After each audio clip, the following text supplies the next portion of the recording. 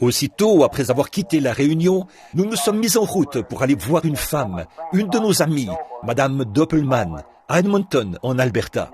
Et à seulement 30 kilomètres de la frontière canadienne, nous avons appris que mon frère se mourait. Alors, nous avons fait demi-tour, en pleine tempête de neige, pour retourner à la maison. Nous avons donc voyagé pendant 11 jours. Nous sommes arrivés tard hier soir, nous nous sommes couchés tard dans la nuit, et nous nous sommes levés tôt ce matin. Alors, je suis très fatigué. Mais dès que j'ai pu joindre ma mère, après être arrivé à un endroit où il nous était de nouveau possible de téléphoner, elle a dit « Frère Neville est allé le voir ». Ça, c'est un véritable pasteur, les amis. Nous apprécions vraiment cela. Bon, ça pourrait peut-être que vos bien-aimés n'en sont jamais arrivés là, peut-être.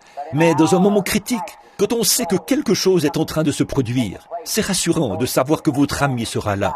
Il est tout de suite allé voir mon frère. Alors, une fois là-bas, aussitôt arrivé, j'ai changé de vêtements et j'ai couru le voir. Et qui ai-je trouvé dans la chambre, en prière? Nul autre que frère Neville. Il était en prière, là, dans la chambre, avec Howard. Je suis reconnaissant pour cela. Je préfère le dire ici, à l'estrade. Comme je l'ai toujours dit, je préfère vous donner un petit bouton de rose maintenant, plutôt que toute une couronne après votre mort. C'est maintenant qu'il faut le faire.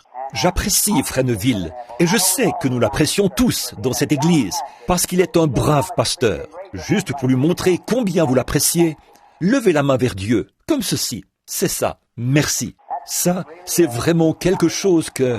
Je suis allé à la maison, j'en ai parlé à ma femme. Je lui ai dit, chérie, quand je suis allé frapper à la porte, je suis passé lire sa fiche médicale au bout du couloir, pour vraiment voir ce qui n'allait pas. Ensuite, je suis allé là et j'ai entendu quelque chose à l'intérieur. J'ai frappé à la porte. Je croyais que quelqu'un parlait. Il l'avait fait asseoir sur son lit avec sa Bible et tous les deux avaient la tête inclinée. Il priait Dieu quand je suis entré. Je me suis simplement joint lui dans la prière. Et aussi dans ma prière, j'ai dit à Dieu que je l'apprécie. C'est un véritable ami et un véritable pasteur. Puisse frère Neville vivre longtemps dans ce monde pour servir le Seigneur. Je crois qu'un si brave homme, Dieu le gardera ici pendant de très nombreuses années pour le servir. Cela a touché mon cœur plus profondément que tout ce qui m'est arrivé depuis longtemps. Bon, d'habitude, puisque la classe d'école du dimanche des enfants n'est pas encore terminée, alors j'ai pensé que nous pourrions peut-être prier pour les malades. Je n'avais pas annoncé que je serais là pour prier pour les malades, mais s'il y a des gens qui sont ici pour qu'on prie pour eux, nous prierons pour eux.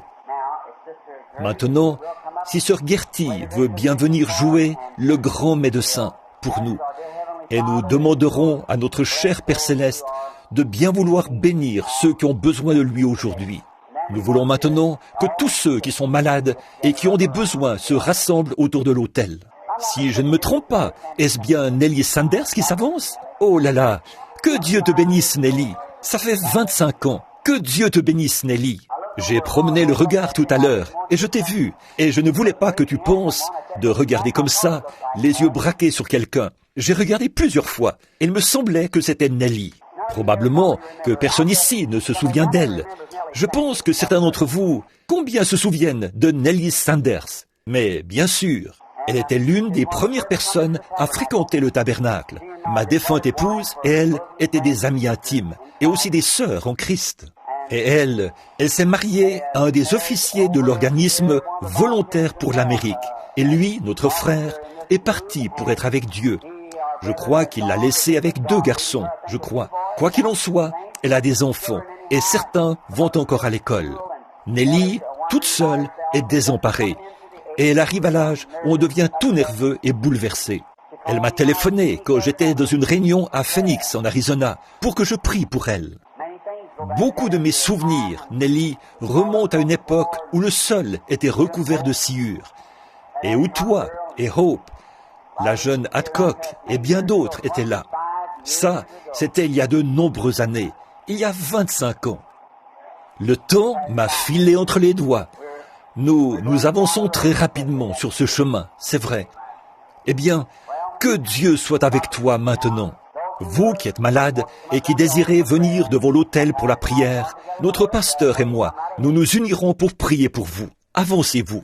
Et tout juste après ceci, il y aura un service de prédication, un bref message pour vous. J'aimerais que vous puissiez rester. Après la prière pour les malades, nous clorons le service d'école du dimanche. Nous passerons alors directement à l'autre service et j'ai quelques annonces à faire.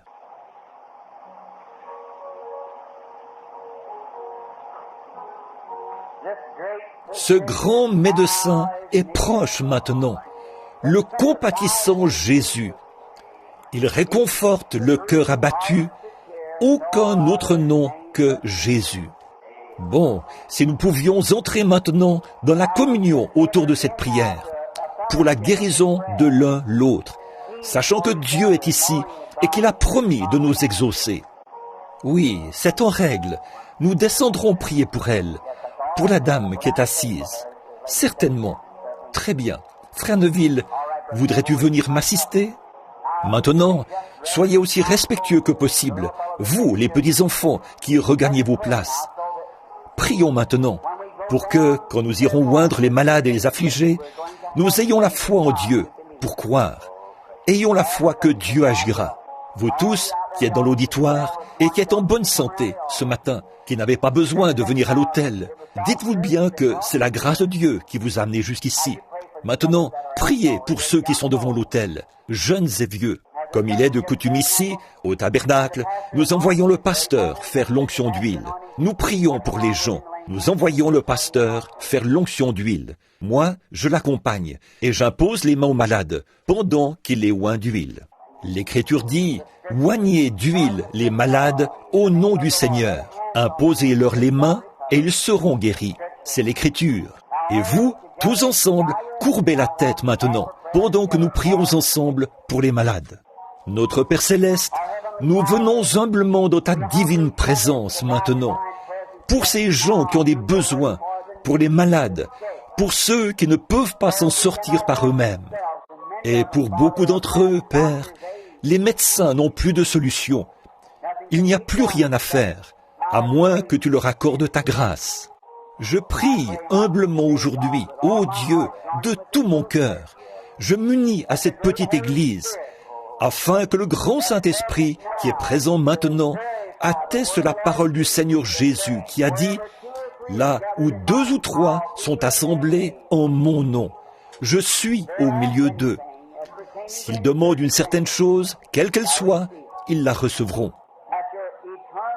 Ça, c'est ta parole éternelle, Seigneur, qui était prononcée dès avant la fondation du monde et qui nous était donnée par le prophète, par le Fils de Dieu lui-même. Ainsi, notre profond désir maintenant, Père, c'est que tu guérisses les malades, ceux qui ont des besoins et qui sont ici devant l'autel. Je te prie de donner à chacun une bénédiction extraordinaire de foi en ce moment. Comme ton serviteur et moi allons faire l'onction d'huile et imposer les mains aux gens, que le Saint-Esprit descende profondément et que, par la foi qui est dans mon cœur, chacun soit guéri. Nous le demandons au nom du Christ et à cause de lui. Maintenant, pendant que vous avez la tête inclinée, que tout le monde est en prière, le pasteur et moi irons prier. Le ciel et la terre te louent. Le ciel et la terre te louent. Ô Seigneur très haut, notre Père Céleste, nous te remercions pour la leçon de l'école du dimanche. Oh, combien elle a stimulé nos cœurs. Puissions-nous nous ceindre ce matin, quitter les prisons de l'incrédulité et marcher dans la liberté. Nous savons que l'ange du Seigneur marchera devant nous pour confirmer la parole de Dieu et affranchir chacun de nous des prisons de la crainte, de la maladie, de la détresse, des maux et de l'affliction, car c'est ce que Dieu a promis. Qu'aujourd'hui même, la lumière de Dieu brille sur tous ceux qui sont prisonniers de ces choses ce matin et qu'ils repartent d'ici en bonne santé. Nous te remercions pour le message et pour ta parole, pour la conduite du Saint-Esprit. Accorde ces bénédictions, Père. Et maintenant, sois avec nous pendant le service de prédication de ce matin, pour le petit message court qui suivra. Nous le demandons au nom de Christ. Amen. Il y en a qui doivent partir maintenant. Pendant quelques instants, levons-nous pour chanter un cantique. Revêt-toi du nom de Jésus. Ceux qui doivent partir peuvent sortir. Ceux qui peuvent rester encore 30 minutes, nous serions contents que vous restiez. Très bien. Revêt-toi du nom de Jésus. Ô toi, enfant de tristesse, tournez-vous et serrez la main de quelqu'un près de vous. Va te procurer la joie. Prends-le partout où tu vas.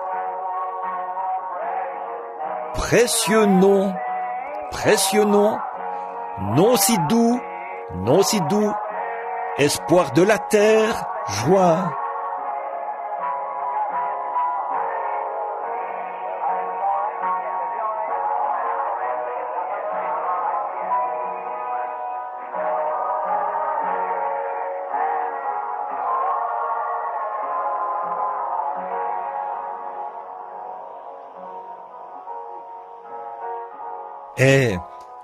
Amen. Vous pouvez vous asseoir.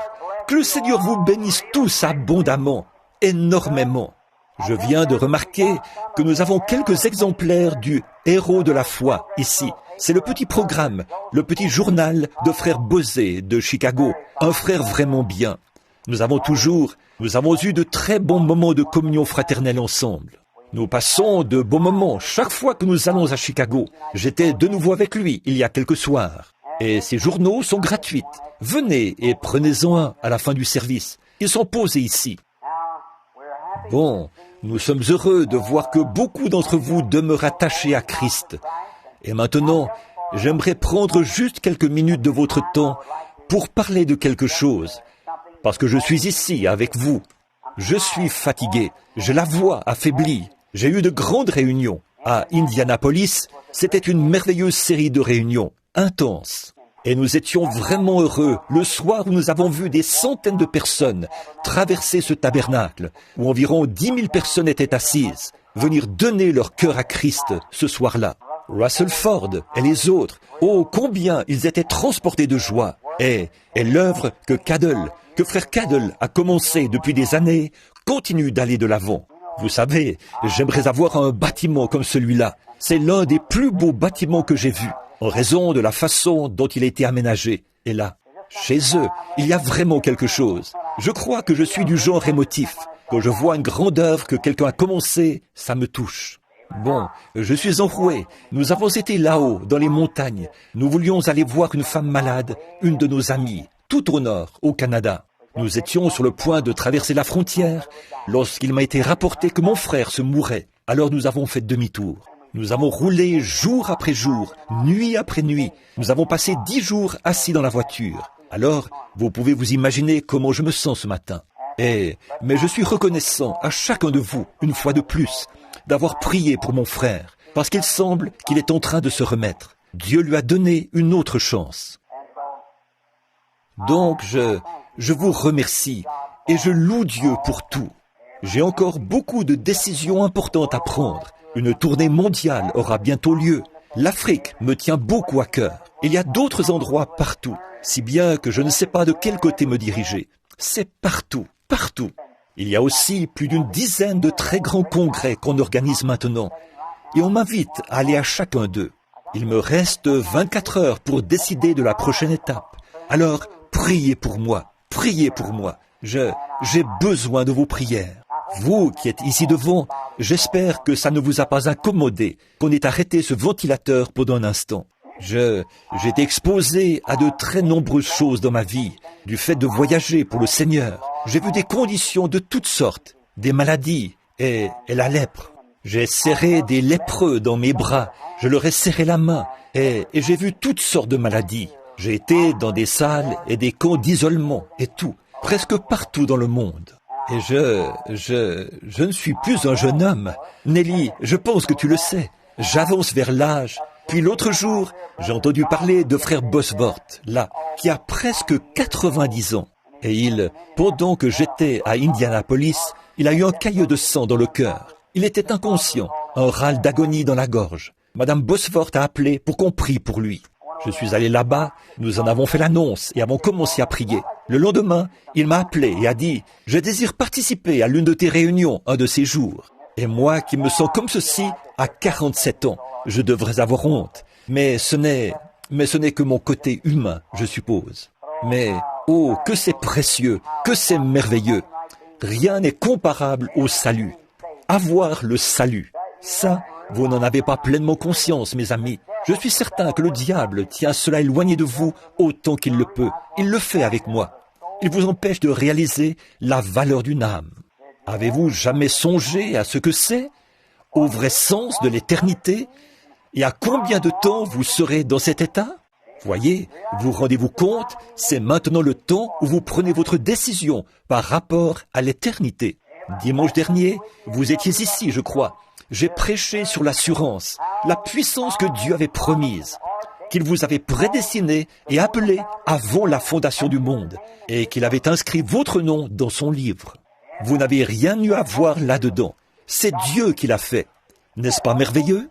L'agneau avait été immolé avant la fondation du monde. Et quoi? Ça ne s'est accompli que 4000 ans plus tard. Mais Dieu, une fois qu'il avait prononcé cela, il devait l'accomplir, parce qu'il doit tenir sa parole. Et au moment même où le nom de l'agneau a été inscrit, vous avez été inscrit avec lui. Nos noms ont été inscrits dans le livre de vie de l'agneau, non pas le soir où nous sommes venus à Christ, mais avant la fondation du monde, dit la Bible. Alors, c'est ça l'assurance. Et le frère a abordé ce point-là ce matin, pendant cette merveilleuse leçon d'école du dimanche. Bon, lisons un passage quelque part dans l'Écriture, juste pour un peu de... j'ai à cœur quelque chose. J'aimerais l'exprimer pendant quelques instants, puis nous terminerons la réunion. Et il y aura un autre service ce soir. Et maintenant, j'ai un message qui m'est venu à cœur l'autre jour, quand je revenais. Et j'aimerais, si Dieu le veut, et si je suis de nouveau ici dimanche matin prochain, le prêcher premièrement au tabernacle. C'est quelque chose que j'ai à cœur, à propos de notre temps. Je suis allé manger quelque part, et je me suis dit, eh bien, est-ce que je deviens fou? Qu'est-ce qui ne va pas chez moi? Je ne supporte pas ces musiques et toutes ces choses qu'ils ont aujourd'hui. Ces femmes d'un esprit faible et borné qui chantent là dans un palais d'ivoire. Et tout ça. J'ai dit, il doit y avoir quelque chose qui ne va pas chez moi. Et le Saint-Esprit a dit, oh non, oh non, si tu aimes le monde ou les choses du monde, l'amour de Dieu n'est même pas en toi. J'ai donc pensé, eh bien, dans ce cas, je ne veux pas m'adapter à ce monde. C'est vrai. Alors le Saint-Esprit s'est mis à me révéler ce message. Je n'aurais pas eu le temps ce matin. Je suis trop fatigué, en plus. Mais peut-être, si le Seigneur le veut, dimanche matin prochain, si nous sommes encore dans les parages. J'ai quelques voyages de prévus cette semaine. Mais si je suis encore dans les parages, dimanche matin prochain, si Dieu le veut. Fred Neville l'annoncera samedi, pendant son émission. Nous viendrons apporter ce message. Et je désire l'apporter d'une certaine manière. C'est un message évangélique. Pour ce jour, cette heure et cette saison. Et j'ai prédit, il y a 6 mois, que cette année était la dernière pour l'Amérique. Et nous verrons si cela est conforme à l'Évangile ou non. Le moment de sa fin est arrivé. Ou bien elle prendra son essor, ou bien elle s'effondrera cette année. C'est vrai. Bon, vous les jeunes enfants, je voudrais que vous apportiez un bout de papier et que vous notiez cela dans la page de garde de votre Bible. Alors, quand frère Branham ne sera peut-être plus de ce monde, vous pourrez voir si j'avais raison ou tort. Voyez? Ainsi, vous saurez si le Seigneur me parle encore. Vous voyez? Maintenant, dans Romains chapitre 4, je veux lire juste un passage de la parole pour continuer. Que dirons-nous donc qu'Abraham, notre père, selon la chair, a obtenu? Si Abraham a été justifié par son œuvre, il a sujet de se glorifier, mais non devant Dieu. Car, que dit l'Écriture? Abraham crut à Dieu, et cela lui fut imputé à justice. Or, à celui qui fait une œuvre, le salaire est imputé, non comme une grâce, mais comme une chose due. Et à celui qui ne fait point d'œuvre, mais qui croit en celui qui a justifié l'impie, sa foi lui est imputée à justice. Que le Seigneur ajoute sa bénédiction à la parole. Bon, le petit sujet, si on peut l'appeler ainsi, dont j'aimerais vous parler, c'est l'amour divin. Quand l'amour divin a été projeté et qu'il arrive à sa destination, la grâce souveraine prend la relève. Voyez? Eh bien, pouvez-vous imaginer? Méditez là-dessus pour vraiment bien saisir maintenant. Voyez? Quand l'amour divin a été projeté et qu'il arrive à la destination prévue, alors la grâce souveraine prend la relève.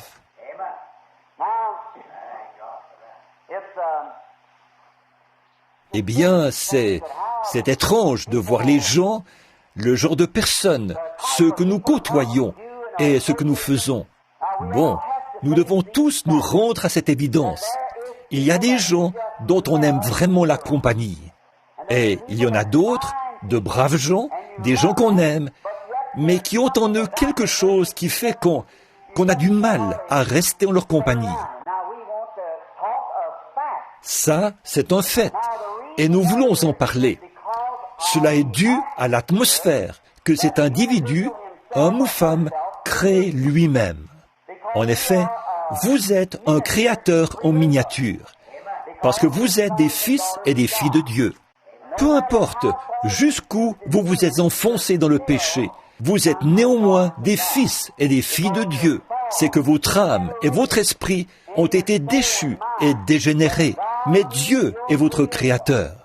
Et dans votre état déchu, vous êtes une création perdue et séparée de Dieu, dominée par le diable, c'est vrai, mais vous êtes néanmoins des fils et des filles de Dieu.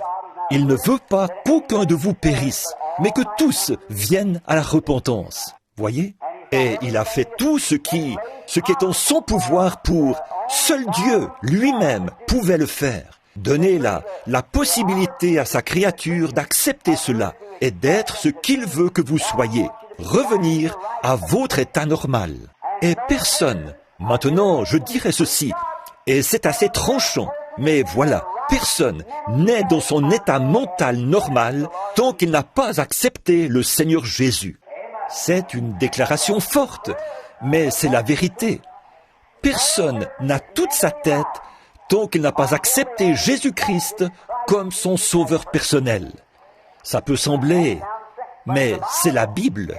Certainement, c'est vrai, c'est lui. Et dans votre être créé, or aux yeux du monde, vous passez pour un fou quand vous faites cela. En effet, vous devez quitter l'atmosphère dans laquelle vous baignez pour entrer dans cette autre atmosphère. Quand vous faites cela, alors Dieu vous élève au-dessus du monde et vous vivez dans une atmosphère céleste. Voyez? Et là, aux yeux du monde, vous êtes carrément à l'opposé de tout. Voyez? Et ceci est à l'opposé du monde. Voyez? Alors, ce que vous voulez, c'est que Christ vous élève dans une atmosphère où vous êtes heureux, paisible. Et dans cette atmosphère, vous créez un climat. Or, bien des fois, nous, dans les églises, ça peut paraître étrange, mais regardez-y de près. Bon, ceci, c'est pour l'église, c'est pour les gens. Les gens reçoivent les esprits les uns des autres plutôt que de recevoir le Saint-Esprit. Allez dans un groupe de gens et observez la façon d'agir de quelqu'un. Et les braves gens qui viennent se joindre à cette assemblée, tout à coup, les voilà qui agissent de la même manière. Toujours, prenez par exemple une brave femme et un mauvais homme. Ou bien il se sentira, ou bien il deviendra un brave homme, ou bien elle deviendra une mauvaise femme. Par l'atmosphère dans laquelle vous vivez, vous projetez ce que vous êtes à ceux que vous côtoyez. Alors, quelle sorte de gens devrions-nous être si nous sommes chrétiens? Dans quel genre d'atmosphère devrions-nous vivre? Nous devons vivre dans une atmosphère de consolation, de calme, de guérison, nos cœurs constamment en prière, ayant un amour profond pour chaque personne avec qui nous entrons en contact. Et que ce soit ceci, je le dis à la petite église qui a prié pour moi, pour ma mission mondiale. C'est ça qui fait mon succès quand je prie pour les malades. Si je n'arrive pas à me mettre complètement dans la peau du malade, ça ne donne généralement rien de bon.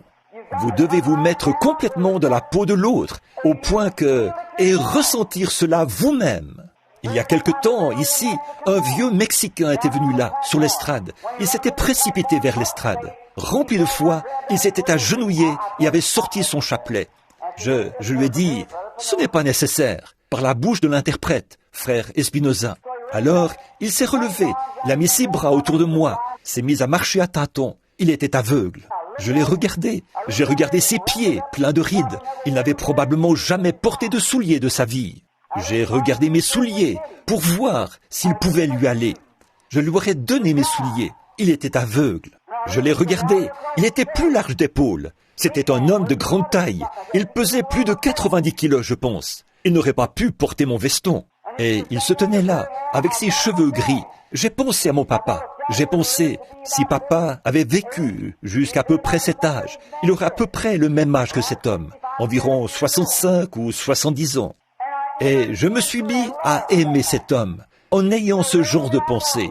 Peut-être qu'il n'a jamais eu un seul vrai repas de sa vie. Peut-être qu'il ne s'est jamais assis à table de sa vie. Et en plus de tout ça, il marchait dans l'obscurité. Alors quelque chose est entré dans mon cœur. Oh Dieu, sois miséricordieux. C'est un homme, c'est un frère. Alors quand cela se produit, une onction descend. Une création se met en action tout autour. Et vous, elle se projette vers la personne.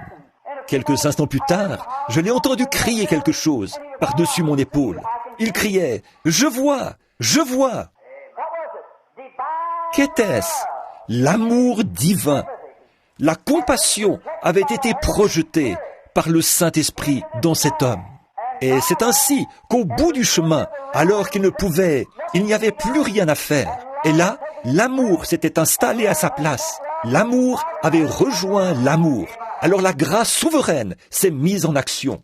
Et Dieu, par sa grâce souveraine, a rendu la vue à cet homme. Voyez, il faut d'abord que vous parveniez à avoir ce genre de pensée. C'est comme ça que vous devez agir vis-à-vis du pécheur. Beaucoup de gens prient pour les pécheurs. C'est bien, mais ce n'est pas comme ça qu'on gagne le pécheur. C'est à vous de gagner le pécheur. Ce n'est pas en priant pour lui que vous le gagnez. Vous le gagnez en lui parlant et en lui présentant Christ. C'est à vous de faire cela. C'est votre devoir de gagner les pécheurs en leur parlant et en projetant vers eux l'amour de Dieu par la parole de Dieu. C'est ce qui gagne le pécheur. Quelqu'un dira, moi, je ne vais jamais à l'église, mais j'aime bien cette femme-là, j'aime bien cet homme-là. Voyez, c'est parce que vous les gagnez. Si vous restiez chez vous à prier pour le pécheur, sans jamais entrer en contact avec lui, cela produirait très peu de résultats. Mais vous devez prier et ensuite aller vers lui. C'est exact. Allez-y, faites cela. Bon, donc, il s'agit de projeter cet amour. Il y a quelques jours, j'écoutais le témoignage d'un grand fabricant de charrues qui se tenait sur l'estrade. Eh bien, des hommes d'affaires de partout dans le monde étaient assis là, sur l'estrade, ce fabricant de charrues aussi. Il s'est levé et a dit, « Eh bien, j'ignore pourquoi j'ai dû subir une opération. » Et j'aime cet homme. C'est un fidèle de frère Roberts, notre ami. Ainsi donc, il a dit, quand j'ai su que j'étais malade et que je souffrais de calculs rénaux, je suis allé déjeuner avec frère Oral. Et il a dit, frère Oral s'est levé et a dit, bon frère, je vois que vous êtes en détresse. Alors, il a dit, je vais prier pour vous. Et il a dit, eh bien, gloire au Seigneur. Mon désir était que vous disiez cela, frère Oral. Il a dit qu'Oral s'est approché, a posé les mains sur ses reins, et il a dit, je réprime ce calcul rénal, qu'il quitte cet homme sur le champ. Et il a ajouté, après cela, a-t-il dit, j'étais soulagé. Et il a dit, peu après, c'est revenu. Il a dit, je suis retourné voir frère Oral. Il a ajouté, il a prié de nouveau, j'étais soulagé. Mais chaque fois que ça revenait, c'était pire. Il a dit, alors, je me suis dit ensuite, si seulement je pouvais aller voir, a-t-il dit, frère Branham, et me tenir devant lui, alors le Saint-Esprit viendrait sur lui, et il me dirait pourquoi je n'ai pas été guéri quand frère Oral a prié pour moi. Donc, il a pris la route pour venir en Louisiane. J'avais des réunions là-bas, et je me suis tenu devant lui pendant 20 minutes. Le Saint-Esprit était muet, il n'a rien dit. J'ai prié pour lui, et il a dit qu'il s'est senti mieux. Et il est venu, puis il est reparti. Il devenait nerveux et agité. Il allait de lieu en lieu, demandant à tout le monde de prier pour lui, de prier pour lui. Et cet homme aimait le Seigneur. Mais finalement, ça s'est aggravé au point qu'on l'a expédié chez Mayo. Mayo l'a examiné et a dit « Vous avez une chance sur 1000 de vous en tirer. Une infection s'est installée. Tout votre corps est intoxiqué. Vous souffrez d'urémie. Et, oh, j'en oublie. Il a dit « Vous avez une chance sur 1000. » Alors il a dit « J'ai saisi cette chance. » Il a dit « J'ai prié. Oh Dieu, tu sais que je t'aime. » Et je suis allé vers tous tes serviteurs. Il a pris le risque et on l'a endormi. Et il a dit qu'à son réveil dans la salle, il a dit qu'une lumière brillait dans la salle et que la gloire de Dieu était tout autour de lui. Et les médecins étaient dans l'étonnement. Ils entraient et disaient « Eh bien, qu'est-ce qui s'est passé ici ?» Eh bien, disait-il, « Je me sens prêt à rentrer chez moi. » Qu'était-ce ? Voyez, il avait fondé ses espoirs sur « Si jamais quelque chose m'arrive, j'irai voir frère Roberts. Si ça échoue, j'irai voir frère Branham. » Et pourtant, il aimait le Seigneur Jésus. Dieu a dû laisser échouer tout le reste et permettre qu'il soit cloué au lit. Et alors même les médecins ont dit « Nous ne pouvons plus rien faire. » Et alors, quand l'amour divin est arrivé au bout de son chemin, la grâce souveraine est entrée en scène et a pris la relève. Elle le fera chaque fois. Si vos motifs sont bons, si vos intentions sont bonnes, si vous avez l'amour divin et que vous croyez, allez de l'avant sans rien douter.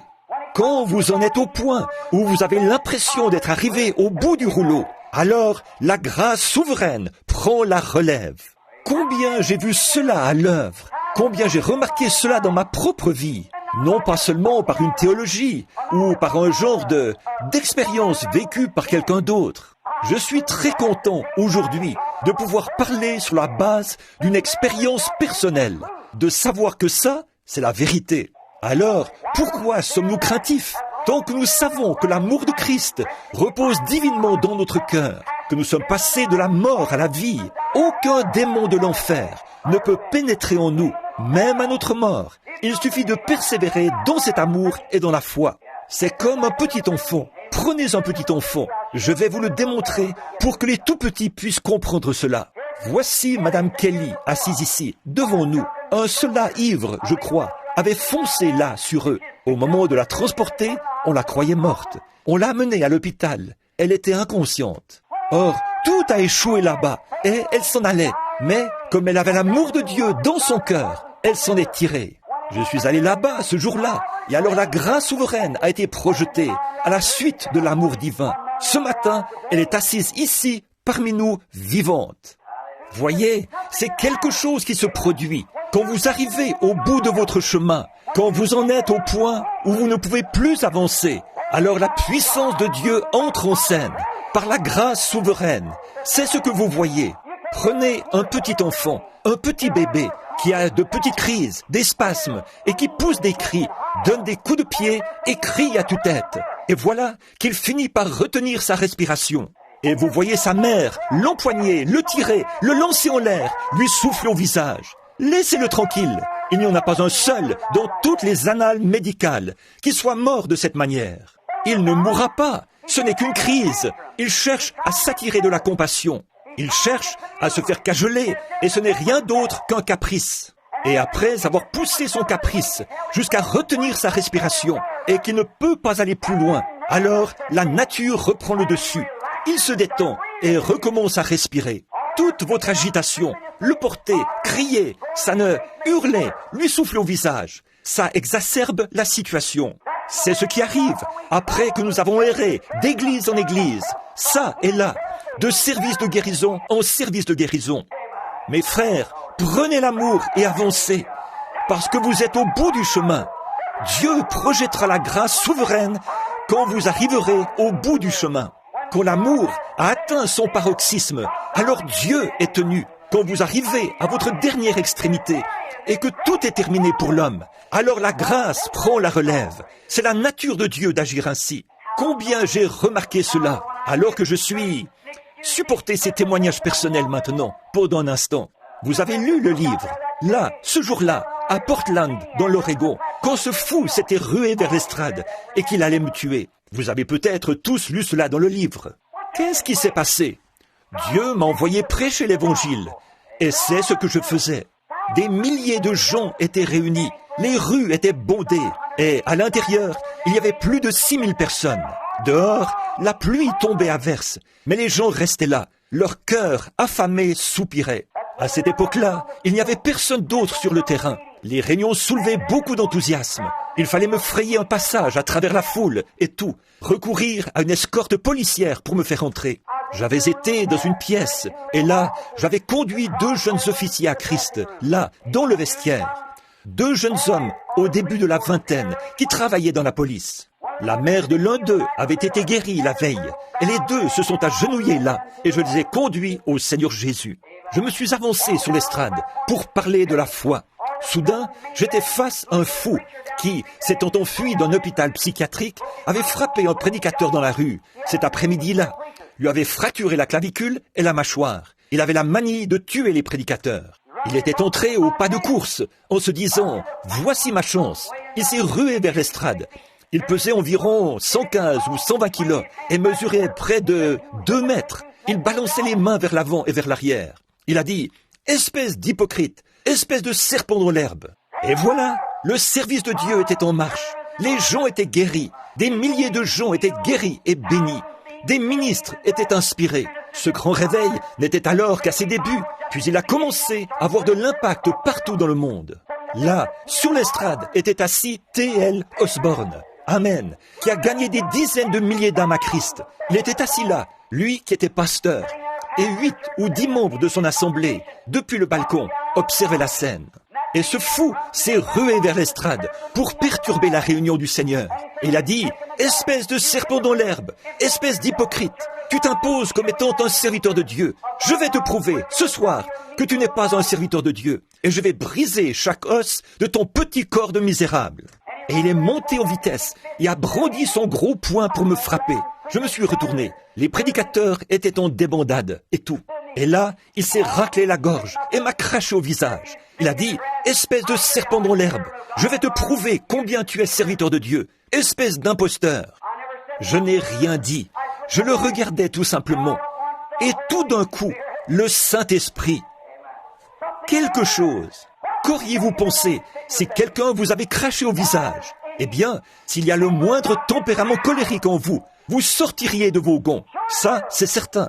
Et 2 policiers se sont avancés. Les 2 policiers qui, avec des objets dans les mains, pour frapper cet homme, le neutraliser et l'emmener.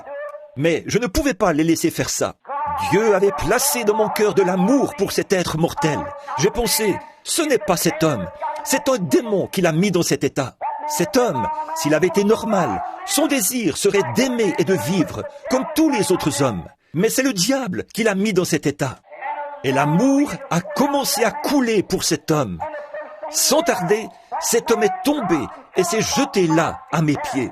Après que l'amour divin avait été projeté, la grâce souveraine est entrée en scène et a pris la relève. Elle le fera chaque fois. Il n'y a pas longtemps, quand il se pourrait que je vous ai déjà raconté ceci. L'année dernière, en fait, ça fait maintenant 2 ans, je passais la tondeuse dans ma cour. J'essayais de tondre toute ma pelouse. J'y allais rondement. Je devais m'arrêter pour changer de vêtements, entrer prier pour quelqu'un, puis je ressortais. Bon, le gazon avait déjà repoussé sur ma cour. Avant d'avoir fini de tondre la cour avant, le gazon avait déjà repoussé sur la cour arrière. Donc, un jour, j'étais au fond de la cour arrière, avec ma vieille tondeuse. Je passais la tondeuse, j'avançais, j'essayais. C'était une petite tondeuse motorisée. Or, j'avais oublié qu'un nid de frelons était là, dans le coin, et j'ai foncé dans ce nid avec ma tondeuse. Et là derrière, je ne portais pas de chemise, j'étais torse nu. J'ai frappé la clôture avec ma tondeuse, torse nu. En un instant, j'étais tout couvert de frelons. Vous savez ce que c'est, un grand nid de frelons. Il vous tuerait, de très gros frelons qui bourdonnaient. Oh, je me suis dit... D'abord, ça m'a effrayé. Puis, soudain, quelque chose a commencé à se produire. J'ai commencé à me tranquilliser. Les frelons continuaient à bourdonner. Bon, ça va paraître enfantin, ça va paraître juvénile, mais le Dieu du ciel, devant qui je me tiens, sait si c'est la vérité ou non. Au lieu d'essayer d'attaquer, de frapper, d'écraser ces frelons, un amour, quelque chose de divin m'a alors envahi. Et j'ai pensé, pauvre petit frelon, vous avez le droit de vous faire un nid. C'est la voie que Dieu a pourvue pour votre protection. Je vous ai perturbé et j'en suis désolé. Si je pouvais recommencer, je ne vous perturberais pas. Je n'ai pas fait exprès. Mais j'ai dit, je suis le serviteur du Seigneur. Ces enfants malades sont venus ici pour que je prie pour eux. Alors, je dois me dépêcher de tondre cette cour. À présent, petite créature de Dieu, au nom de Jésus-Christ, retournez dans votre nid. Je ne vous perturberai pas. Qu'était-ce? À ce moment-là, ils auraient pu me piquer à mort. Par l'amour de Dieu, avec un cœur soumis, l'amour a été projeté. Et la grâce souveraine a pris la relève. Qu'est-ce qu'ils pouvaient dire à ces frelons, leur parler, et que, suite à cela, chaque frelon se met à voler pour former un cercle, qu'ils s'alignent tous comme un groupe de militaires, puis retournent tout droit dans leur nid. Qu'était-ce? Je ne pouvais pas parler à ces frelons. Je n'ai aucun moyen de leur parler. Comment aurais-je pu les empêcher de me piquer? C'était la fin pour moi. Mais j'avais l'amour. Dieu m'a donné l'amour pour ces frelons et je leur ai parlé avec ma voix. Et le Saint-Esprit, par la grâce souveraine, a conduit ces frelons directement de leur nid. Non loin de la route, à Henryville, il y avait un vieux Guernesey un jour. C'était le grand taureau qui avait tué un homme de couleur, là, à la ferme Brooks. Il avait tué cet homme de couleur et avait failli tuer le jeune West de la même manière. On l'avait laissé dans la ferme. Je ne le savais pas. Je faisais ma ronde. J'étais censé porter une arme. Je ne l'avais pas sur moi. Un jour, je traversais. J'avais pensé aller de l'autre côté, prier pour un malade. Je suis passé par ce champ, oubliant que ce taureau était là. J'ai marché jusqu'au beau milieu de ce champ. Que s'est-il passé? Tout à coup, d'un petit tas de buissons, s'est dressé ce grand taureau de combat, avec ses longues cornes comme ça, et il a mugi. J'ai su que c'était ce taureau meurtrier. J'ai regardé en arrière. J'étais trop loin de la clôture, à environ 200 mètres. Il se trouvait à moins de 10 ou 12 mètres de moi. Il se tenait là, ses cornes pointées vers le bas, et il a laissé échapper un gros beuglement. Je n'avais pas d'arme, ni d'arbre où me réfugier. Je ne pouvais pas retourner vers la clôture. Je me suis dit, eh bien, c'est fini pour moi. Bill Branham, voici venir ta destruction. Tu vas être martyrisé, tué à coups de cornes, ici, dans ce champ. Je suis resté là. Mais soudain, quelque chose a commencé à s'installer. Cœur, la gloire de Dieu, quelque chose est entré dans mon cœur. J'ai pensé, j'ai perturbé ce pauvre animal. Ce n'est pas ce pauvre animal, c'est le diable qui le pousse à agir de la sorte. Et je sais une chose, la voici. Je désire que vous écoutiez cela. Il n'y a qu'une chose qui vaincra le diable, c'est le pur amour divin. L'amour vaincra tout. Dieu a tant aimé le monde. C'est ce qui a vaincu la question du péché. C'est ce qui a vaincu la question de la maladie. C'est ce qui vaincra les différends dans l'Église. C'est ce qui vaincra tout ce qui est contraire et qui doit être vaincu. L'amour le fera si vous le laissez faire. Ainsi donc, ce grand animal a foncé vers moi. Au lieu d'éprouver de la haine pour lui, frère Mike, je l'ai aimé. J'ai pensé, tu es la créature de Dieu. Qui d'autre que Dieu pouvait te créer? Tu étais couché là, paisiblement, et je suis entré dans ton territoire. Pourtant, des avertissements ont été affichés partout à travers le champ. Je n'y ai pas songé une seule seconde. J'ai quitté mon territoire habituel pour aller prier pour un malade. Et là, j'ai vu venir ce taureau, la tête oscillant comme ça, et il se dirigeait vers moi pour me tuer. Et je le savais. Mais l'amour divin a commencé à entrer en scène. J'ai pensé, pauvre créature, pauvre bête, tu ne peux agir autrement. Tu étais couché là et je t'ai perturbé. Maintenant donc, je suis le serviteur de Dieu. Tu es la créature de Dieu. Au nom de Jésus-Christ, retourne te coucher, car je suis en route pour aller prier pour un des enfants de Dieu qui est malade. Retourne te coucher. Et ce taureau venait vers moi de toutes ses forces. Aucune crainte. Je n'avais pas peur du tout. Pas plus que j'aurais eu peur de frère Neville qui est assis ici. Je ressentais seulement un amour pur et saint dans mon cœur. Qu'est-ce que cela a fait? Cela a créé une atmosphère. Et ce taureau a foncé directement dans cette atmosphère. À moins de 3 mètres de moi, il a freiné, les pattes tendues. Il a regardé là, tellement vaincu. Il avait le plus doux des regards. Il s'est retourné et est allé se coucher. Et je suis passé à 1,50 m de lui. Qu'est-ce? Quand l'amour divin a été projeté, la grâce souveraine prend la relève à ce moment-là. C'est le même Dieu qui a pu empêcher les lions de s'approcher de Daniel. Ils étaient sortis en rugissant. Et le brave Daniel se tenait là, enveloppé de l'amour de Dieu. Les lions se sont retirés et se sont couchés. C'était paisible. Je te le dis, mon frère, quand Dieu t'enveloppe de l'amour divin, alors tu trouves la paix dans la vallée. C'est vrai. Il y a quelque temps, je revenais de Dallas, au Texas. Je revenais à la maison par avion. Nous avions eu une série de réunions là-bas. Et en chemin, il y a eu un orage et l'avion a fait un arrêt d'urgence à Memphis. Pendant que j'étais à Memphis, on m'a logé à l'hôtel Peabody. Oh, quel hôtel somptueux! Je ne me sentais pas tout à fait à ma place. J'étais là-bas ce soir-là et j'y ai passé la nuit. Le lendemain matin, on m'a appelé et dit « Révérend Branham ?» Oui. On m'a dit « La limousine vous prendra à 7 heures précises. L'avion décollera à 7h30. » J'ai dit « Merci monsieur » et j'ai raccroché. Je me suis levé, j'ai prié et je me suis dit, eh bien, j'ai peut-être le temps de faire un saut à la boîte d'un bureau de poste. J'ai ici de la correspondance à laquelle j'ai répondu hier soir. Je me suis levé et me suis mis à descendre la rue. Je marchais en chantant. Il y a des gens presque partout dont le cœur est enflammé. Du feu qui descendit à la Pentecôte, qui les a nettoyés et purifiés. Oh, il brûle maintenant dans mon cœur. Oh, gloire à son nom. Je suis si heureux de dire, je suis l'un d'entre eux. Je descendais la rue, le paquet de lettres à la main, allant vers le bureau de poste. J'ai senti une chose étrange. Vous savez de quoi je parle, n'est-ce pas? C'est comme si tout s'était tranquillisé. Oh, quelle sensation! J'ai pensé, oh là là, que c'est merveilleux. Bon, Doc chantait souvent un petit cantique, que je marche guidé par la colombe céleste. Remplis-moi chaque jour d'amour. Je méditais là-dessus. Et cet amour s'est mis à couler en abondance.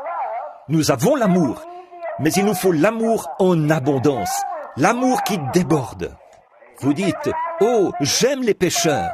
Mais, oh, mon frère, ma sœur, les aimez-vous suffisamment fort pour aller vers eux, discuter avec eux et les gagner à Christ? Voyez-vous ce que je veux dire? Vous dites, j'aime le Seigneur, mais pouvez-vous lui faire confiance quand le médecin secoue la tête? Pouvez-vous lui faire confiance quand vous avez tout perdu? Il vous faut un baptême d'amour qui déborde, d'amour divin.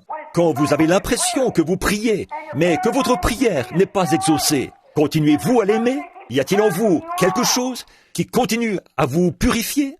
C'est la grâce souveraine de Dieu. Elle doit prendre la relève. Il le faut. C'est la nature de Dieu. Dieu ne peut rien faire d'autre que ça. Quand Dieu a vu le péché de ce monde, il a vu que les hommes se mourraient sans espérance et sans possibilité d'être sauvés. Et pourtant Dieu savait que les hommes l'aimeraient. Et cela a fait pression sur lui et a démontré sa nature. La nature de Dieu, c'est l'amour. Dieu est amour. Et cela a tellement fait pression sur la nature de Dieu qu'il a dû pourvoir d'un moyen de s'en sortir pour ceux qui désiraient s'en sortir. Il a envoyé dans le monde son Fils, fait dans une chair semblable à celle du péché, pour qu'il porte nos péchés et nos maladies au calvaire. Dieu l'a fait. L'amour de Dieu, une fois qu'il a été projeté, a requis la grâce souveraine. Et Dieu n'a jamais dit, si tu le fais, si tu fais ceci, je ferai ceci. Dieu, sans aucune condition, a envoyé son Fils mourir à votre place et a réglé la question du péché. Cela n'avait rien à voir avec ce que vous en pensez. Dieu l'a fait de toute façon. Amen. Quand l'amour divin est mis sous pression, la grâce souveraine doit prendre la relève. C'est tout simplement ce qui se passe quand l'amour divin a été appliqué au bon endroit.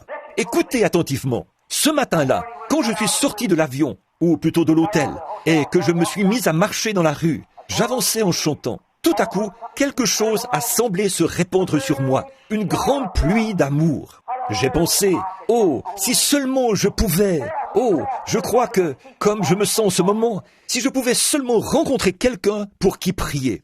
C'est comme cela qu'on se sent, quand dans son cœur, il y a quelque chose qui tire. L'autre jour, puis-je m'arrêter de nouveau un instant? L'autre jour, la petite Sarah était malade. Quand nous avons pris la route, oh, il faisait très chaud. Toutes les nuits précédentes, j'étais resté éveillé. Je ne dormais qu'environ 2 heures. Il y avait des délégués venus de partout dans le monde. Il fallait rencontrer celui-ci, celui-là, prier, prêcher 3 fois par jour. Oh, que j'étais épuisé. Ça ne s'arrêtait pas. Puis, je suis sorti. Je devais attendre. Ensuite, j'ai roulé quelques kilomètres hors de la ville. Malgré que c'était très tôt le matin, j'avais tellement sommeil que j'ai dû m'arrêter sur le bord du chemin pour m'allonger et dormir. Juste quelques minutes après, je me suis levé et j'ai repris la route. Je ne pouvais même pas garder les yeux ouverts, mais je m'efforçais d'avancer pour aller voir une certaine femme. Je devais traverser les déserts chauds et brûlants du Nebraska. Et j'ai pensé, oh là là, la petite Sarah était toute secouée et avait des hauts le cœur. La pauvre petite avait été malade toute la nuit. Le lendemain matin, elle était si malade que nous avons été obligés de nous arrêter. Son visage devenait pâle. En plus, j'étais terriblement fatigué et épuisé.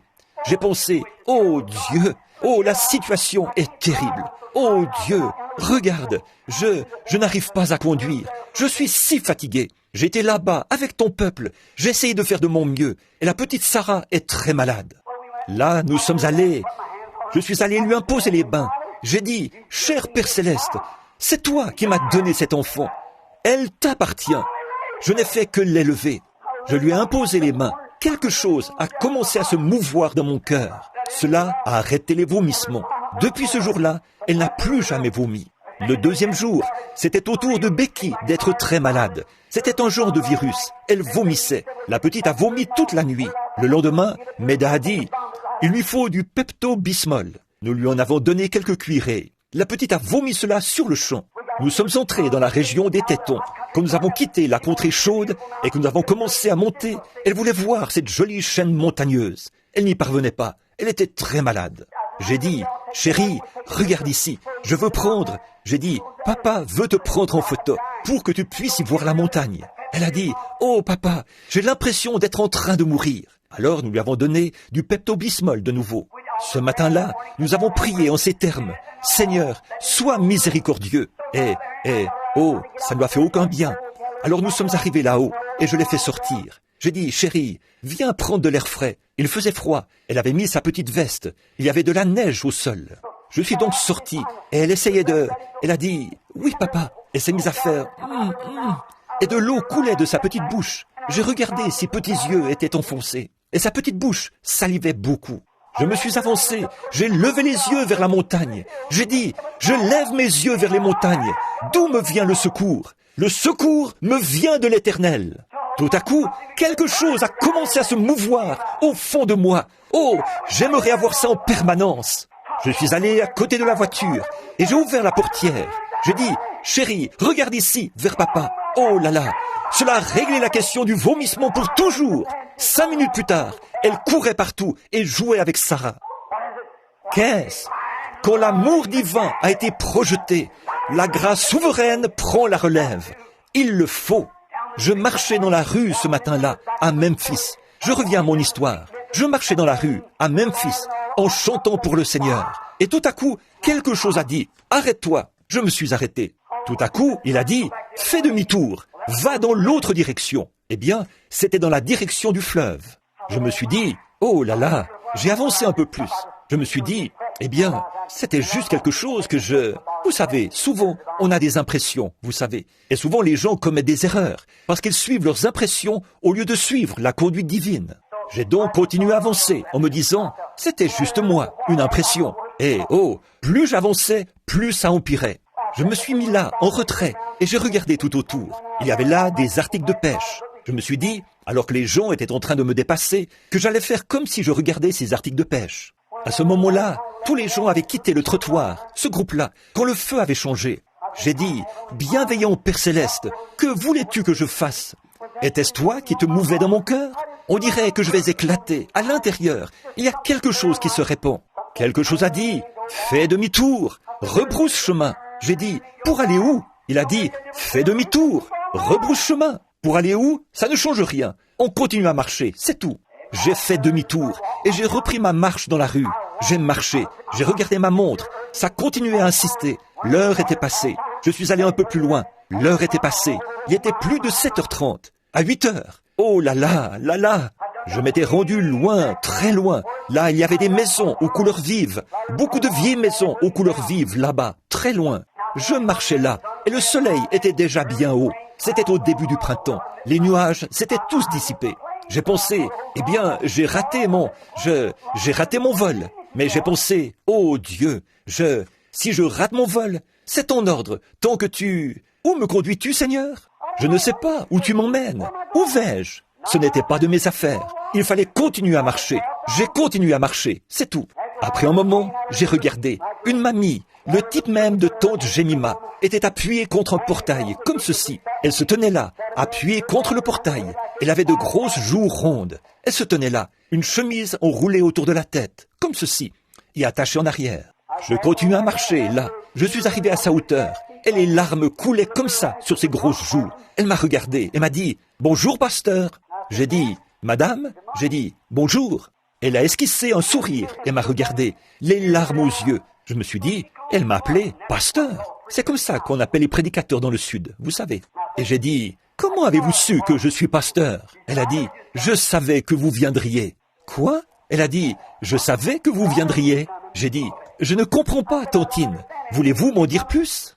Elle a dit « Vous savez, avez-vous déjà lu l'histoire de la Sunamite qui n'avait pas d'enfant et qui a demandé au Seigneur de lui donner un enfant ?» Elle a dit « Et elle y est venue, l'a bénie, et elle a eu un enfant. » J'ai dit « Oui, madame, je m'en souviens. » Elle a dit « Je suis comme cette femme-là. » Elle a dit « Je n'avais pas d'enfant. J'ai prié le Seigneur, et j'ai dit au Seigneur que s'il me bénissait et me donnait un enfant, moi, j'élèverais cet enfant pour lui. Et elle a dit « Il m'a donné un enfant. » Et elle a dit « J'ai fait des lessives sur une planche à laver. Une petite cabane se trouvait là, sur le côté. » Elle a dit « J'ai fait des lessives sur une planche à laver pour élever cet enfant. » Et elle a dit « Quand il a grandi, pasteur, il a pris la mauvaise voie. » Elle a ajouté « Il s'est mis à avoir de mauvaises fréquentations. Et le voilà couché, mourant. » Et elle a dit « Le docteur est venu avant-hier, quand il a perdu connaissance. Et il a dit qu'on ne pouvait plus rien pour lui. On lui avait administré du Salvarsan, 606, et tout, du mercure, de la pénicilline. Aucun résultat. C'est une maladie vénérienne, la syphilis. On pense que la valve de son cœur a lâché. Elle a dit, plus rien ne peut être fait pour lui. Elle a dit, il était couché ici, mourant. Et j'ai dit, oh Seigneur, je ne voulais pas voir mon bébé mourir comme ça. Et elle a dit, si seulement je pouvais l'entendre me dire qu'il est sauvé. Et elle a dit, j'ai prié pendant 2 nuits. Elle a dit, ce matin, vers 3 heures, elle a dit, le Seigneur m'a fait tomber dans un sommeil pendant que j'étais à genoux. Elle a dit, j'ai eu un songe. Elle a dit, j'ai vu venir un homme vêtu d'un complet clair, avec un petit chapeau western posé de travers sur la tête. J'ai dit, Seigneur, cette femme-là, c'est moi. Mais où est ton Élie? Il a dit, le voici qui vient. Elle a dit, je me suis relevé rapidement de ce lit et je me tiens ici depuis ce moment-là à vous attendre. C'est exactement comme ça que j'étais vêtu. Oh, frère, quand l'amour divin a été projeté, cette mère envers son enfant, oui, il pesait 80 kilos, mais il restait toujours son enfant, couché là, mourant dans la honte. Peu importe combien il s'était couvert de honte, c'était son enfant, elle l'aimait. C'est ça, l'amour d'une mère. Peu importe combien il l'avait couverte de honte, elle l'aimait malgré tout. Et si vous ne pouvez pas oublier votre enfant, peu importe ce qu'il a fait, à combien plus forte raison, Dieu peut-il ne pas vous oublier? Il a dit, vos noms sont gravés sur la paume de ma main. Une mère pourrait oublier son nourrisson, mais je ne vous oublierai jamais. Peu importe ce que vous avez fait, combien vous vous êtes éloigné, combien vous êtes empêtré, Dieu vous aime toujours, Dieu vous aime. Gardez cet amour vivant, ne le laissez pas s'éteindre. Donc, elle a poussé un soupir. Elle a dit, oh, je ne pouvais vraiment pas. Elle a dit, pasteur, j'ai eu un songe dans lequel je vous ai vu venir. Elle a dit, quand j'ai regardé dans la rue et que j'ai vu ce petit complet clair et ce petit chapeau posé de travers sur votre tête, elle a dit, l'esprit m'a dit, le voilà. Et elle a dit, voulez-vous entrer? J'ai pensé, oh Dieu, j'ai pensé, c'est peut-être ici que tu me conduisais. C'est pour cette raison que je devais venir ici. Je ne savais pas. J'ai ouvert le portail. Il était fermé à l'aide d'une chaîne et d'une pointe de charrue. Je ne sais pas si vous avez déjà vu ça. J'ai ouvert la vieille porte et je suis entré. Frère, j'ai été dans des palais de rois. J'ai été dans les maisons les plus riches du monde. J'ai été chez certains multimillionnaires dont la fortune s'élève à 20 jusqu'à 28 millions de dollars. J'ai marché sur leur tapis chenille de mur à mur. J'aurais facilement pu m'étendre et m'endormir directement sur ce tapis, dans ces magnifiques demeures. Mais là, pas même un tapis au sol. Il y avait une espèce de petit lit à colonne en fer. Une petite couverture ordinaire couvrait ce jeune homme. Sur la porte, un écriteau. Que Dieu bénisse notre foyer. J'ai su que je me trouvais dans un foyer chrétien. J'ai su que je me trouvais quelque part où on avait élevé des prières. Pas d'affiches indécentes au mur, pas de photos vulgaires, mais une Bible ouverte sur l'espèce de petite table en marbre qui se trouvait là. Un grand garçon était couché là, dans le lit. Il tenait les couvertures et faisait... J'ai pensé, oh là là, je lui ai palpé les pieds. Ils étaient collants et froids. La mort était sur ce garçon. Et il répétait sans cesse, oh, c'est si sombre, c'est si sombre. Et j'ai dit, de quoi parle-t-il? Elle a dit, pasteur, elle a dit, ça fait plusieurs jours maintenant qu'il se croit perdu en haute mer. Elle a dit, il ne sait pas où il va. Et elle a dit, c'est ça qui me brise le cœur. Elle a dit, il s'en va, il est perdu en mer, il ne sait pas où il va. Elle a dit, pasteur, j'ai prié, j'ai tout fait, je ne veux pas qu'il se perde, pasteur. Elle a dit, c'est pour ça que je priais. J'ai dit, Tantine, de quoi souffre ce garçon? Elle a dit, c'est une maladie vénérienne. Le docteur l'a déclaré mourant. Il n'y a plus rien à faire. Et elle a dit, il est inconscient. Ça fait 2 jours qu'il est perdu en mer. Elle a dit, voulez-vous prier pour lui?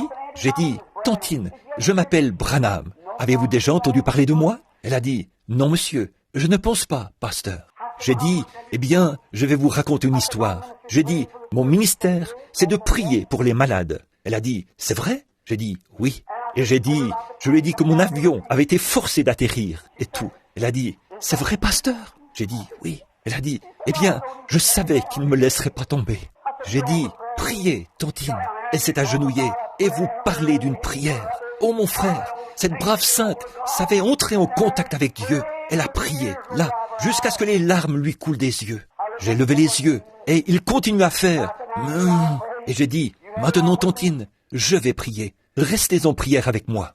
J'ai posé les mains sur ses pieds. J'ai dit, Père Céleste, mon avion est déjà parti, pour autant que je sache. Et voici cette pauvre maman te supplie instamment pour son enfant. Et autant que je sache, c'est ici que tu m'as conduit. Je te prie d'être miséricordieux envers lui.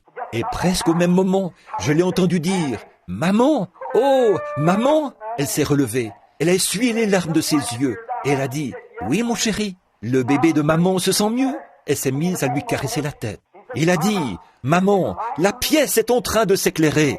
La pièce est en train de s'éclairer. » L'amour souverain, là, l'amour divin avait été projeté au cœur de Dieu. Alors la grâce souveraine devait prendre la relève et répondre. Quand je pense à cette pauvre mère qui s'était accrochée à Dieu par la prière et tout ça, alors, qu'est-ce qui s'est passé? Dieu, par sa grâce, Dieu, dans sa miséricorde, a fait descendre un avion des cieux et l'a immobilisé au sol, afin d'exaucer la prière d'une pauvre femme de couleur ignorante, quand l'amour divin avait été projeté.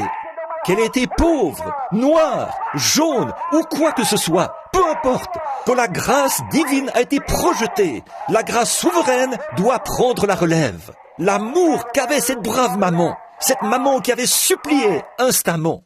Et ce jeune homme, environ 2 ans plus tard, je voyageais. J'étais dans un train qui allait dans le sud. Je suis descendu du train pour aller m'acheter un hamburger. Il fallait payer environ 70 ou 80 cents pour en avoir un dans l'avion et dans le train. Or, je pouvais m'en acheter un pour environ 20 cents dans un petit kiosque. Je suis descendu du train et me suis mis à marcher. Quelqu'un qui portait une casquette rouge m'a dit « Bonjour, pasteur Branham !» J'ai regardé autour de moi, j'ai dit « Bonjour, fiston !» Eh bien, a-t-il dit « Vous ne me reconnaissez pas ?» J'ai dit « Non, je ne pense pas. » Il a dit « Vous souvenez-vous, il y a environ 2 ans, quand vous êtes venu prier pour moi, là-bas, chez ma maman ?» J'ai dit « C'était toi, ce garçon ?» Il a dit « Eh oui, pasteur Branham !» Il a dit « Non seulement je suis guéri, mais je suis sauvé maintenant. Je suis chrétien. » La grâce souveraine. Ah oui, mon frère, je vous le dis, quand Dieu voit que l'amour a été projeté, la grâce doit prendre la relève. Il y a quelques semaines, chez moi, vous vous en souvenez, beaucoup d'entre vous, quand cette brave opossum était étendue là, Alors qu'une jeune fille, là-bas, avait noyé son enfant. Dieu lui avait pourtant donné un enfant, mais elle ne voulait pas l'élever. Alors, elle l'a enveloppé dans une couverture et l'a jeté dans la rivière pour le noyer. J'ai dit, ça, ce n'est pas une mère. C'est plus vil qu'une chienne. Un animal ne ferait pas ça. Si l'amour souverain de Dieu a pu être projeté sur un animal, à combien plus forte raison pourra-t-il être projeté sur un homme ou une femme? C'est vrai. Et cette brave mère opossum qui se dirigeait vers l'allée, vous connaissez l'histoire. Elle est entrée et est restée là, près des escaliers, pendant 24 heures. Et je n'en savais rien du tout. Frère Wood et ceux qui sont assis là au fond, et ce Wood qui avait pitié de cet animal, a dit « Frère Branham, pourquoi la laissez-vous souffrir ?» Et les pauvres petits opossums se nourrissent de ce vieux lait qu'ils tirent d'elle, alors qu'elle était tendue là, morte. Elle a dit « Pourquoi ne pas les tuer, frère Branham, ou abattre cette brave mère ?» Elle n'était pas tout à fait morte. Elle était, quand on lui donnait un coup, ça la faisait bouger un peu. Et elle était restée étendue là, toute la nuit. Et le lendemain, la brave petite Becky est venue là et a dit « Papa ?» Eh bien, le lendemain matin, vers le lever du jour, elle a dit « Que vas-tu faire de cet opossum, papa ?» Elle a dit « J'ai pensé à elle toute la nuit. » Et j'ai dit « Moi aussi, Becky. » Je suis descendu dans le bureau. J'ai dit « Retourne te coucher, chérie. Ce n'est pas l'heure de te lever. Il est trop tôt. » Je me suis assis là, dans mon bureau. Je me suis dit « Je dois faire quelque chose de cette brave opossum. Je ne sais pas quoi faire. » Puis, j'ai entendu une voix. Et ça, je ne m'y attendais pas du tout. Au même endroit où les pommes étaient apparues ce matin-là, pour frère Hal, quand il était guéri du cancer, à l'endroit où les malades et les affligés ont été guéris. J'étais assis là, dans ce petit bureau. J'ai entendu une voix dire « Je l'ai envoyée vers toi. Elle est restée étendue là, comme une dame, pendant 24 heures, attendant son tour pour que tu pries pour elle. Et toi, tu ne m'as rien dit à ce sujet. » J'ai dit « Eh bien, je ne le savais pas du tout. » J'ai dit « Eh bien, tu veux dire que c'est toi qui as envoyé cet opossum ?» Je me suis dit « Qu'est-ce qui ne va pas chez moi? Est-ce que je parle tout seul ?» Je me suis surpris en train de me parler à moi-même. Je suis allé à l'extérieur. La petite Becky était toujours à la porte, en train de regarder. Je me suis approché. Cette brave opossum était là. Elle était toute couverte de rosée et tout. J'ai dit « Père Céleste, si tu as envoyé cette pauvre opossum ignorante, si tu l'as envoyée ici, tu as en quelque sorte mis dans mon cœur un amour pour elle, car elle est une mère. C'est pourquoi je ne pouvais pas la tuer. Je ne pouvais pas tuer ces petits. Et la grâce souveraine l'a conduite ici pour que les gens le sachent et que ça leur serve de leçon. Alors, ô Dieu, je te prie, au nom de Christ, de la guérir. » Et cette brave opossum qui avançait en traînant en arrière sa patte, remplie d'asticots et enflée au point de doubler en taille, s'est dressée sur cette patte. Elle a fait entrer ses petits dans sa poche et s'est mise à marcher là, aussi naturellement que n'importe quel autre animal que vous avez vu marcher. Elle s'est retournée vers moi, comme si elle se retournait pour dire « Merci, gentil monsieur. À ma connaissance, ils sont très heureux aujourd'hui, elle et ses petits. » Pourquoi?